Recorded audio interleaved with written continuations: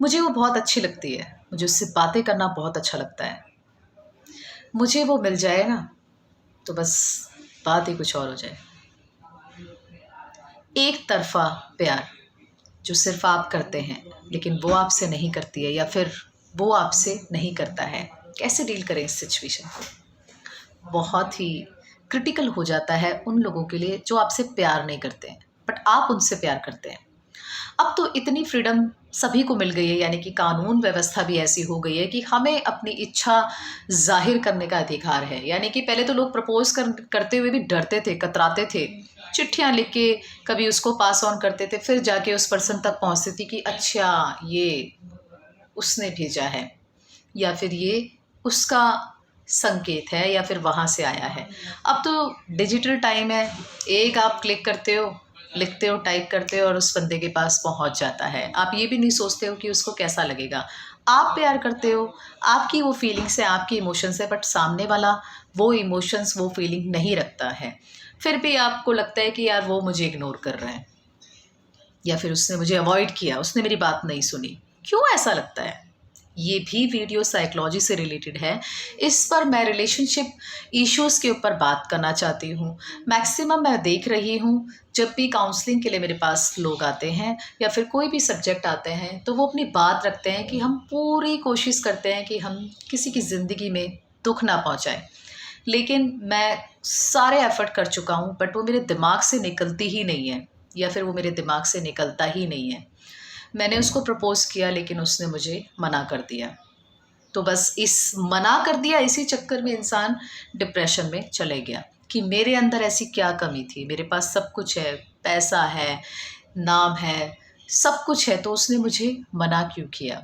कुछ भी आपके पास हो, लेकिन अगर उसको आपके अंदर वो एक इमोशंस, वो एक फीलिंग्स नहीं दिख रहे हैं जो उसको चाहिए, तो इसमें आपकी कोई गलती नहीं है, सामने वाले की भी कोई गलती नहीं है।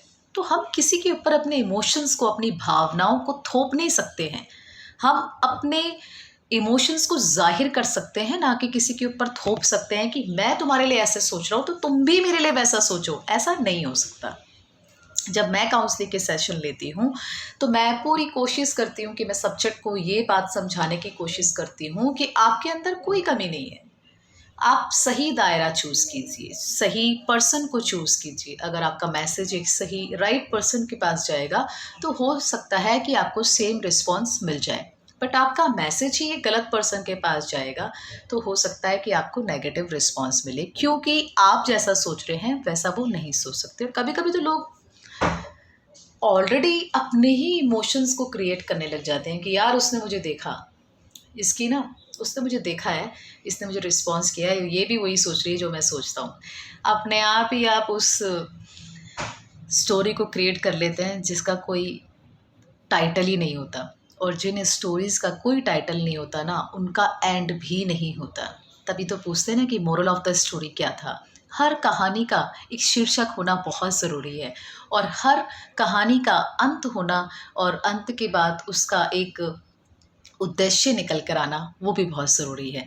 तो कहानियाँ आप कितनी ही बना लीजिए, लेकिन उन कहानियों का जब तक कोई शीर्षक नहीं होगा, तो कोई फ़ायदा नहीं है। तो मैं आपको यही सजेस्ट करूँगी उन लोगों को जो एक तरफ़ा प्यार करते हैं, एक तरफ़ा लव करके वो अपने आप अंदर ही अंदर दुखी होते हैं, आइसोलेट हो जाते हैं, एंग्ज़ायटी क्रिएट करते हैं। उन लोगों की एंग्ज़ायटी भी रिलीज़ नहीं होती है, क्योंकि वो अपनी बातों बातों को एक्सप्रेस नहीं कर पाते हैं। और जो लोग अपनी बातों को एक्सप्रेस कर देते हैं, ईज़िली ज़ाहिर कर देते हैं अपनी इमोशंस को, तो उनकी एंग्ज़ायटी वहीं पर ही ख़त्म हो जाती है, वो किसी डिसीज़ का रूप नहीं लेती है। तो मैं रिक्वेस्ट करती हूँ उन सभी को जो एक तरफ़ा प्यार करते हैं और वो वेट करते हैं कि आज उसका कोई रिस्पॉन्स आएगा या फिर कल उसका कोई रिस्पॉन्स आएगा, तो ये सब चीज़ें गलत हैं। ज़िंदगी में आगे बढ़िए। ज़रूरी नहीं है कि आपका प्यार उसको समझ में आ जाए, या फिर देखिए हर तरफ से सिचुएशन एक जैसी होनी चाहिए। जैसे कहते हैं कि हाथ की पांचों उंगलियां बराबर नहीं होती, उसी तरीके से हमारी सोचने की क्षमता भी बराबर नहीं होती है। हम कभी रात में कुछ और सोचते हैं, दिन में कुछ और सोचते हैं। तो हमारे जो मस्तिष्क में काम करने के लिए जो न्यूरॉन्स बने हुए हैं, जो न्यूरोट्रांसमीटर का काम करते हैं, वो अलग अलग तरीके से अपना काम करते हैं। तो जब हमारे माइंड से वो केमिकल्स के रूप में रिलीज होते हैं, उसी तरीके से वो डिवाइड होते हैं हैप्पी हॉर्मोन्स में और सैड हॉर्मोन्स में। बहुत बड़ा डिफरेंस है। तो तभी कहते हैं कि जब हमारे माइंड से वो हॉर्मोन्स रिलीज होते हैं जिनकी वजह से हम गलत काम करते हैं या फिर ऐसा एक्ट करते हैं जो बिल्कुल शोभनीय नहीं लगता, यानी कि वो काम देखने लायक नहीं होता, तो वो कौन कराते हैं? वो हमारे माइंड में जो केमिकल्स होते हैं वो ही हमसे कराते हैं। डिपेंड करता है कि उनकी फ्रीक्वेंसी, उनकी इंटेंसिटी कैसे है।